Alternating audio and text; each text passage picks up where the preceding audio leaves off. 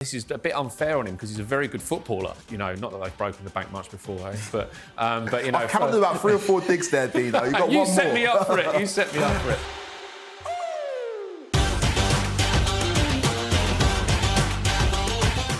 Welcome back to Dino's Decisions. I'm here with the Suns tactical guru, Dean Scoggins, and we're answering some of your most pressing questions leading up to the end of the season. Question number one is one that a lot of people want to know because, again, Dean, you watch football with a different lens, a different eye. But what tactical trends are we seeing in the Premier League in the second half of the season? It's interesting this, yeah, and thanks for the comments coming in. I do enjoy them, and I do respond to quite a few as well, which I'm not sure I'm supposed to, but you know, hey. But yeah, tactical trends. Okay, so first half of the season, I felt like all I talked about was inverted fullbacks. Okay, the second half of the season, I know you're shaking your head because of Chelsea here, aren't you?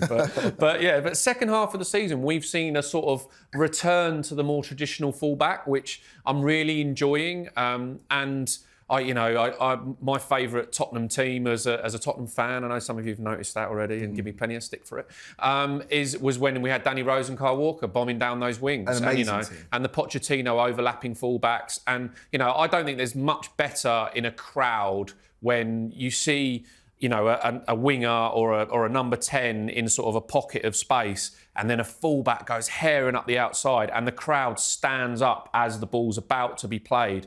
And yeah, we're seeing much more of that in the second half of the season. And I think it's because it's become quite stodgy, the Premier League, in the last couple of months. And that's because people flooded midfield. Yes. And then, of course, then you invert a fullback, you got another midfield player in there. So you ended up, Chelsea did it with Cucurella and Malo Gusto. We'll come back to Chelsea, don't worry, Quaker, we'll come back to Chelsea. And but then also, you know, we talked about Trent Alexander-Arnold doing it. We've talked about Miles Lewis-Skelly doing it for Arsenal. The Tottenham fullbacks doing it a very different way. You know, but then we look at Bournemouth, right, who've been great fun. We look at Newcastle, who have been a breath of fresh air in the last couple of months. And it's real shame that Lewis Hall got injured because he was really coming into that form that could have brought him into the England team. And then we look at Crystal Palace playing this sort of cross between a 4-5-1 and a 4-3-3 at times, you know, when you got Munoz coming up that side, you know, and then Man United are trying to do it with Patrick Dorgu as well, if Garnacho would just give him the ball, going up the outside. So I'm enjoying the trend of seeing fullbacks back in as attackers and not being that anti-counter-attack, you know, inversion. And that's not to say that Arsenal and Chelsea have not done that very well, and that's a good attacking setup. And for Arsenal, especially, that frees up other players to go and do stuff. So it's used as an extra midfielder. But a lot of the time on Tactics Exposed, I talk about teams going into a 3-2-5 attacking shape. And it's who performs that role on the wing that is the question. Have you got good enough fullbacks to get up into that position and play there? Or do you need to park your wingers there in order for your fullbacks to go and fill another position? Pep Guardiola has done it with Josko Gvardiol, where Gvardiol went and played like a number 10.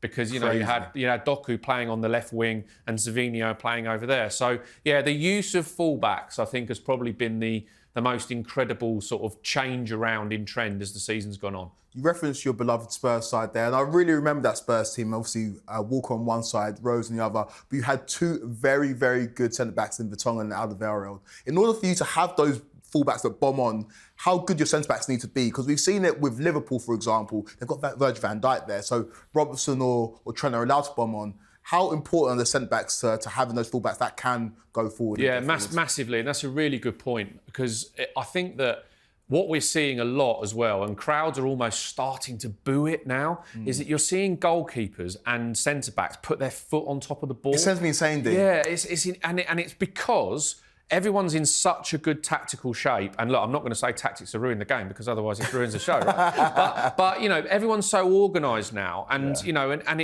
and we talked previously about how we want players to be freer within a shape. But Thomas Tuchel said, and I'm going to paraphrase him because I can't remember the quote exactly, but it's that it's a formation doesn't define the player. It just gives them a framework to play within. And what we want is players to play much more in that framework, but be free within it. And that's where I think certain managers are struggling because we're seeing, you know, you referenced Tottenham there and you're absolutely bang on. And we're seeing it quite a lot where teams against Liverpool will identify that Konate is probably their, and this is a bit unfair on him because he's a very good footballer, but probably their least creative ball player, right? Because he's the right centre-back and he's not as good as on the ball as Van Dijk. So therefore, everybody else gets into shape and you allow that player to have the ball. And then all of a sudden, that trend of a centre-back not knowing whether to play, we see Colwill do it at Chelsea, we see Fofana do it at Chelsea, Romero at Spurs does it an awful lot where he just puts his foot on top of the ball. And it's because they're assessing play and managers are telling them don't make a mistake too quickly because then you get broken on. So that is a trend that I'd like to see go, but that is dependent on players wanting to take more risks. And centre-backs being the attack starters is becoming very, very common.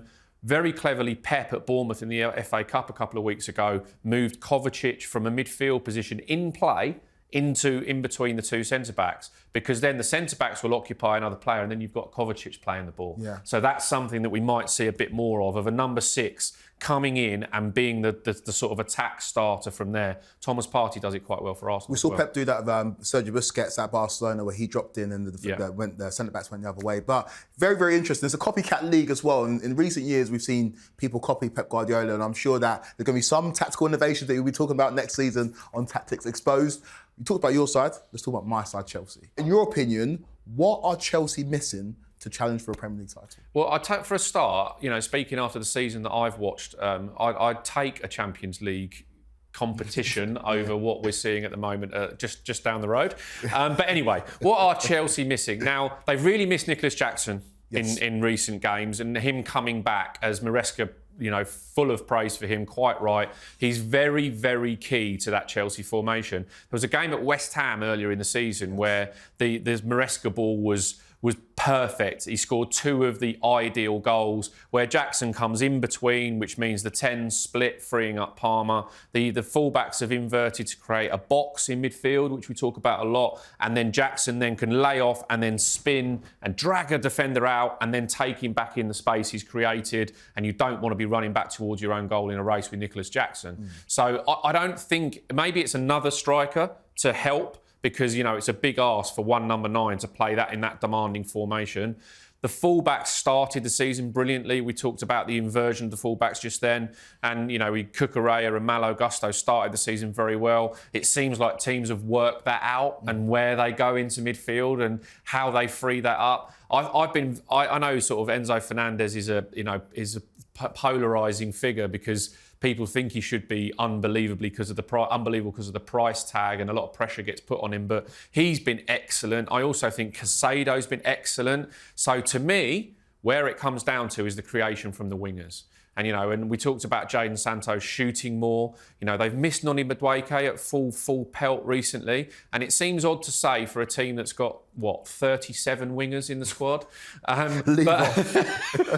I do think that that's the position that they need. I think they need a left footer who is going to go up the outside on the left. Because as I say, if we talk about an inverted fullback and going into midfield, and then obviously you're trying to free Cole Palmer up wherever you can, the pitch is becoming this narrow. Chelsea's games are being played in the line of the penalty boxes and not enough on the wing. They build up on the wing and play the odd 1-2 in that position, the wingers. But look, you really need to see someone go up the outside and cross it. And yeah, look, if I had Chelsea's billions from selling another hotel, then I'd probably sell 7 or 8 more wingers and buy 2 out and out. Jamie Gittins from Dortmund. If I was Chelsea, I'd be breaking the bank to go and get him. Somebody to, not that they've broken the bank much before, but I've counted about 3 or 4 digs there, Dino. You got one more. You set me up for it. But yeah, I think they're missing that that X factor player in those positions. I don't think it's worked for a couple of those players who have come in who like to come in field and again drift into positions where they compact things again. Like if you're going to invert your fullbacks, you need the wingers to be out wide and to be confident enough to take the ball and run straight at their fullback. And it's what Amorim wants at Man United, it's what Tuchel wants at England, and I think that's where Chelsea will probably invest for that title challenge next year. Completely agree with you. And luckily for Chelsea, there's a kid coming in from Palmeiras, Esteval, who's been compared to the likes of Neymar, Vinicius, Endrick. Hasn't everyone? Hasn't everybody. He's still a kid though, so let's see if he's got that. It will make that impact on the first 11. I'm surprised he didn't say goalkeeper though.